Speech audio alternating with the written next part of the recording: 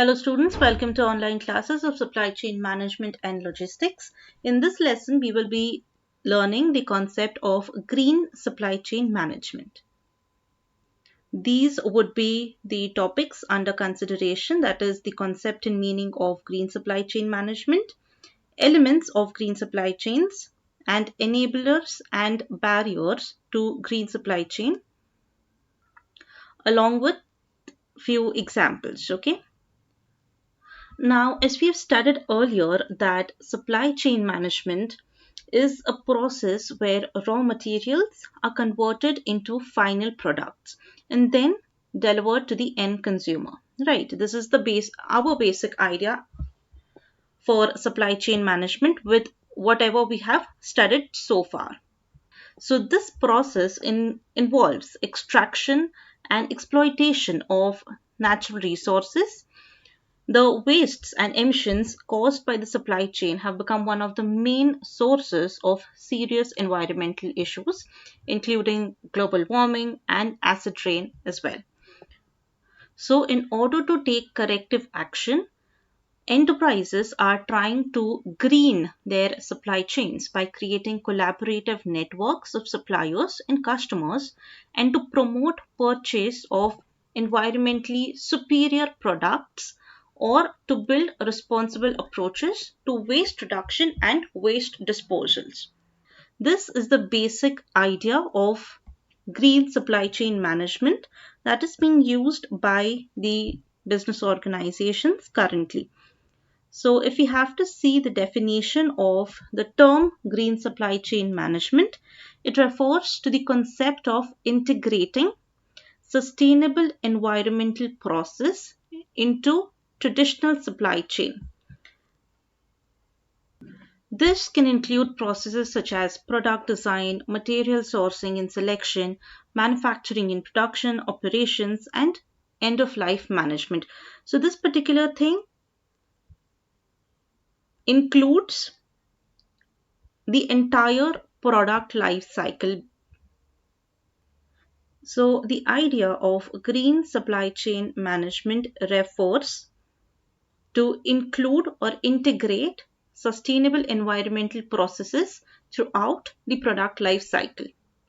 It is also defined as utilizing the supply chain between a central company and a cooperating company to support the organization of eco management, know how in the central company, and the development of clean manufacturing techniques. So, if we understand or analyze this definition, we can certainly come to understanding that the importance of green supply chain management is driven mainly by the escalating deterioration of environment, for example, diminishing raw material resources, overflowing waste sites, and increasing level of pollution. So all these are environmental issues caused due to supply chain management, and greening of these supply chains can help to balance marketing performance with the environmental issues or challenges. Which brings me to the next topic, that is why there is need for green supply chain management. So, increasing environmental constraints due to global warming. Corporate social responsibility can one of the reason for implementing green supply chain management. Then it is also always beneficial for the organization if it is following green supply chain management. Also, green supply chain management is certainly, without any doubt, more eco-friendly, and due to increasing environmental awareness in stakeholders such as suppliers, creditors, managers, employees of the company, also the potential investors, when they are aware about the environmental issues, they try to be more inclined towards using environmental friendly practices. So, then again, evolving consumer and client demand. So most of the times there are consumers and clients who demand more eco-friendly products, or if not products, eco-friendly packaging to their products. So that is one of the reason for implementing green supply chain management. And then response to increasing fuel prices can be one of the reason for implementing green supply chain management. And taking these points or these reasons into consideration, enterprises are creating an awareness of environmental friendly practices and are formulating company policies to put environmental activities into practice in the logistics activities of their supply chains. Most of the enterprises are also voluntarily conducting environmental audits. So again, it is one step closer to be more environmental aware. Now that you all have an idea as to what green supply chain management is, let us understand the elements of green supply chain management. So as we have studied in the definition itself, that this includes the entire product life cycle. So the elements too include activities related to the entire product life cycle, right from the starting to the end. So the very first element is green procurement. So it is defined as an environmental purchasing consisting of involvement or in activities that include reduction, reuse, and recycling of materials in the process of purchasing. Besides, green procurement is a solution for environmentally concerned and economically comparative businesses, and a concept of acquiring a selection of products and services that minimizes environmental impact. In a multinational investigation, identified key factors for green purchasing, including providing design specifications to suppliers that include environmental requirements for purchased items, cooperation with suppliers, and environmental audits being conducted. So, another element is green design, which is a systematic consideration of design issues associated with environmental safety and health over the full product life cycle during new production and the process development. Its scope includes many disciplines, including environmental risk management, product safety, occupational health and safety, pollution prevention, resource conservation, and waste management. A common approach is to replace a potentially hazardous material or process by one that appears less problematic or less hazardous. Then we have green operations and reverse logistics. So, green operations relate to all the aspects related to the product manufacturer, or in some cases, remanufacture, usage, handling, logistics, and waste management once the design has been finalized. Some of the key challenges of green supply chain management, such as integrating remanufacturing with the internal operations, then understanding the effects of competition among remanufacturers, integrating product design, product take back, that is reverse logistics, and supply chain incentives, integrating remanufacturing and reverse logistics with the supply chain design in the defined reverse logistics. So that can be few challenges that are faced during green operations and reverse logistics.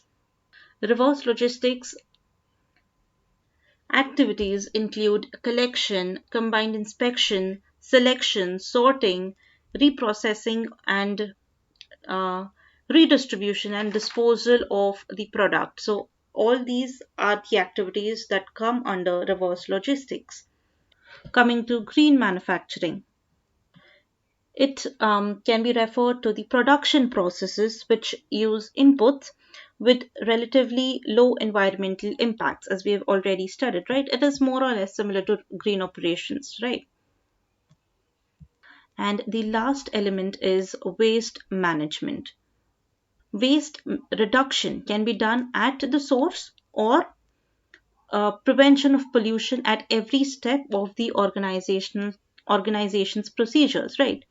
Waste management helps to prevent the formation of waste rather than managing it after it is generated. Effective waste management needs to focus on preventing pollution at the source in the products as well as manufacturing processes rather than removing it after it has been created. So, yes, students, these were elements of green supply chain management. Let us understand this with the help of an example. That is, over here, you can see a supply chain with an example of building a child's crib, right? Now, it is right from the procurement to the end of life cycle. This is not your simple supply chain, but this is the green supply chain. Let us understand how it flows. In building a child's crib, a manufacturer must focus on every step of the process, that is, from the trees used to the transport and to the ease of recycling as well. That is what the definition of green supply chain management states. So, we have to follow that particular thing. Let us start with the first step, that is ethical sourcing, green procurement, right?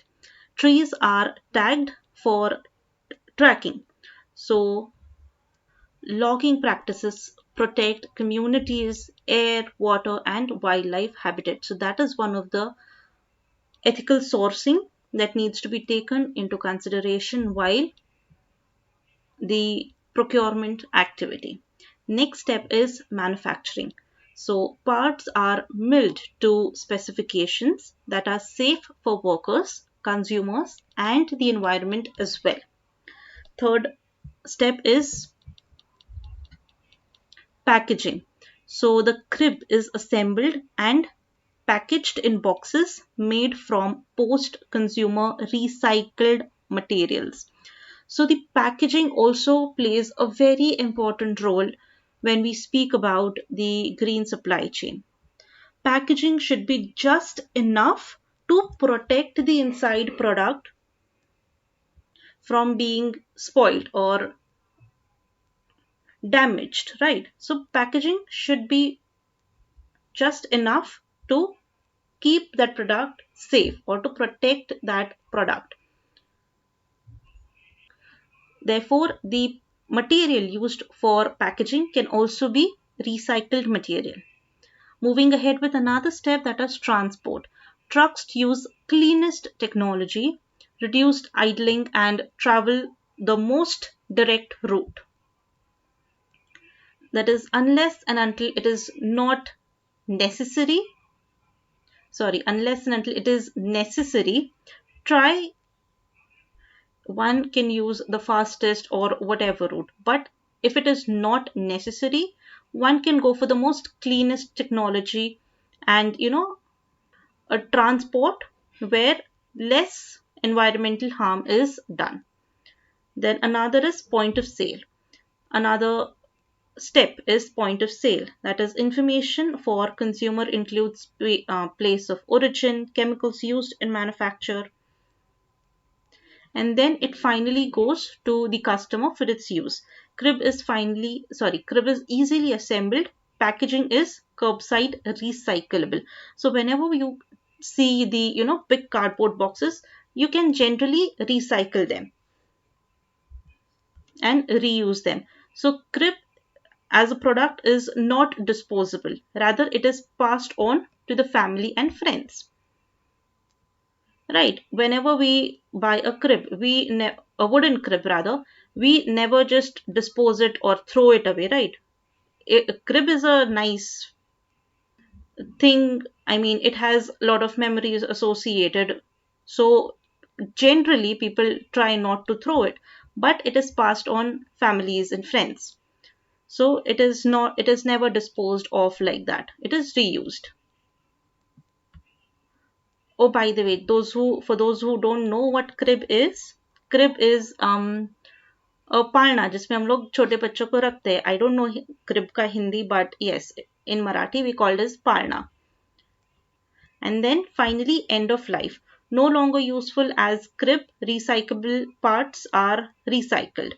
So whatever, so when if there is some damage to the product, in that case, it is, if it is no longer useful, then उसके जो भी parts recycle हो सकते हैं वो recycle कर देने चाहिए.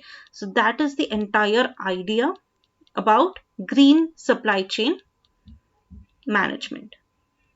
Now that you have understood the entire concept, what are the elements to green supply chain management, the need for green supply chain management, let us study few of the benefits. So as you can see over here, it has multiple benefits. It has financial benefits, environmental benefits, and social benefits as well. Into financial benefits, we have that it increases revenue, it reduces cost, increases asset utilization, and enhanced customer service. Cost reduction, as green practices reduce transaction cost and promote recycling and reuse of raw materials. Therefore, the business organization can reduce its costs. Then we have increased asset utilization, that is, it helps in efficient and cost effective utilization of available resources of the organizations, which again is a financial benefit for the organization. Coming to the environmental benefits, it reduces waste as it promotes recycling and reuse. It increases energy efficiency, reduces air emission, very important, reduced water emissions, and reduced fuel consumption. So all these are environmental benefits. Air emission and water emission means basically pollution, air pollution, water pollution. It is reduced by using green supply chain management. And social benefits, that is, it reduces community impacts, noise reduction, traffic congestion and avoidance. Then it has other benefits like health, safety, and security. Security to the consumers as well as the employees of the business organization who are involved in the manufacturing and procurement process. So these are certain benefits of green supply chain management. Coming to the barriers of green supply chain management. Now over here, as you can see on the slide, here we have enablers, that is people or factors who promote the green supply chain the green supply chains, and barriers basically are the people or factors that create barrier in green supply chain management. So again, enablers are further classified as internal enablers, that is within the organizations, and external enablers, that is outside the organization. So into internal enablers, we have top management commitment. If the top management is committed to have green supply chains, it will inshallah get it done, right? Then we have communication regarding green practices. If now this is the factor that enables green supply chains. If we are aware, if we are communicating or about green supply chains, we will eventually practice green supply chains. Then employee involvement, again, it is as important as top management commitment. Then corporate culture, basically what corporate culture you are working into also can be an enabler or a barrier to green supply chain. Existing supply chain strategy, then gaining competitive advantage can also be one of the factor to implement green supply chain. Then avoiding of reputational and environmental risks. If the business enterprise or business organization is aware, or if it is conscious about its reputation and also about the environmental risks, in that case, if it has to avoid that, it will certainly implement green supply chain. So that is internal enablers. And we have other corporate social responsibility practices that compel the organization to implement green supply chain. Then external enablers, that is enablers outside the organization, are government policies and incentives. If the government policies ask to implement green supply chain management, the organization has to. If they are providing certain incentives, then it becomes a plus point.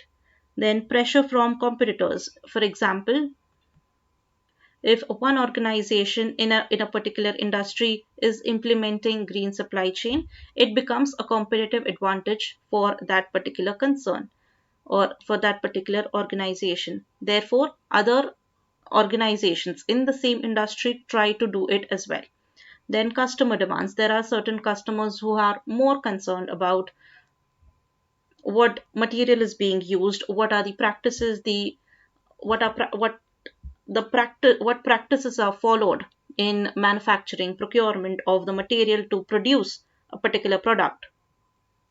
For instance, like in terms of leather, people are more inclined now to buy more of vegan leather material.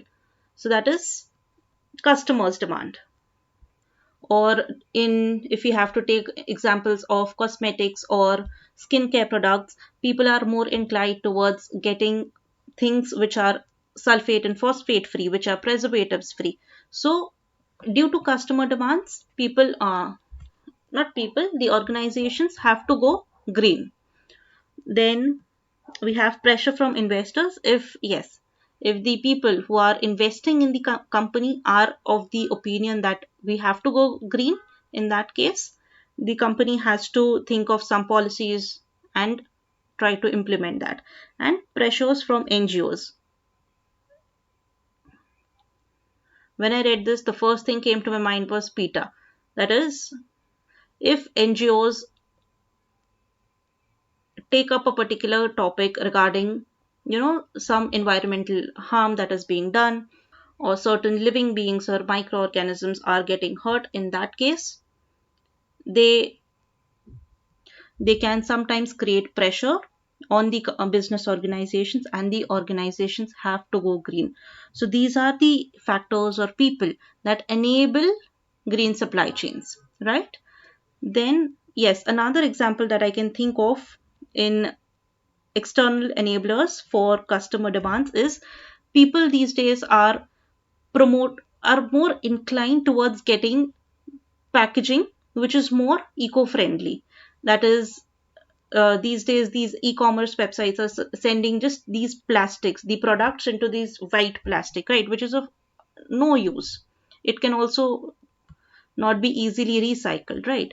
So they are, even the business organizations are trying to provide with more cardboard packagings or something that is more eco-friendly and sturdy as well.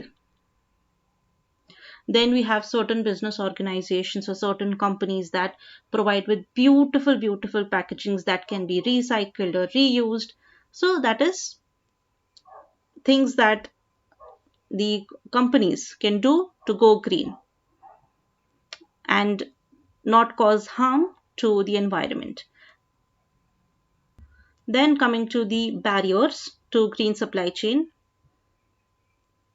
internal barriers include lack of management commitment. So this is both into enablers as well as barriers. If it depends upon the management's commitment, if the management is committed, in that case it becomes a plus point. If it is not committed, then it becomes a barrier in implementing green supply chains. Then no performance measurement methods. So the business organization must put a performance measurement method or certain constraints to evaluate performance to enable the green supply chains. But since there is no performance measurement methods, so it becomes a barrier. Lack of financial resources and budget. Again, if you're going green, if you're implementing green supply chain management, you need financial resources, right? Then lack of training in sustainable supply chain methods. People are now taking up this topic and now are being aware of going green. People are trying to think about green supply chain methods or how they can cause less harm to the environment. So, lack of training is a barrier, right? Then, current organizational structure or functions, company size. Company size also plays a very important role in enabling or causing a barrier to green supply chain and capabilities within the purchasing and supply function. Then coming down to external barriers, that is government regulations again, pressure from competitors, and poor supplier commitment. If the suppliers are not committed enough for going green, then it becomes a barrier. Then customer desire for lower prices. So, yes, as I said over here, in terms of packaging, right? Or let us not take packaging, but let us take the example of cosmetics and skincare products. Like the products which are sulfate free, phosphate free, these are more on expensive side as compared to the other ones, right? And again, they are easily available. Ones which cause environmental uh, adverse environmental effects are easily available at low cost. Therefore, the customers go for it because it is provided at lower prices and easily available as compared to the one which uses green supply chains. Then we have global aspects, that is language barrier and cultural barrier, ICT, information and communication technology, and technological constraints. So, if the organization is not using current technology, in that case, it becomes a barrier in implementing green supply chains. So, yes, students, this is all about the concept of green supply chain management. I hope you've understood this concept. If you have any doubts or difficulties regarding this particular lesson or this particular concept, please let me know in the comment section below, or you can also let me know during the live classes. I will be more than happy to answer with all your questions or queries and discuss about this concept in detail. Thank you so much for watching this video. I know it's a very long video. It's around like almost 30 minutes of video now. I didn't realize while recording, right? So it's okay. Anyways, thank you so much for watching the video. I really appreciate your time. I will see you in the next lesson. Until then, take care and happy learning.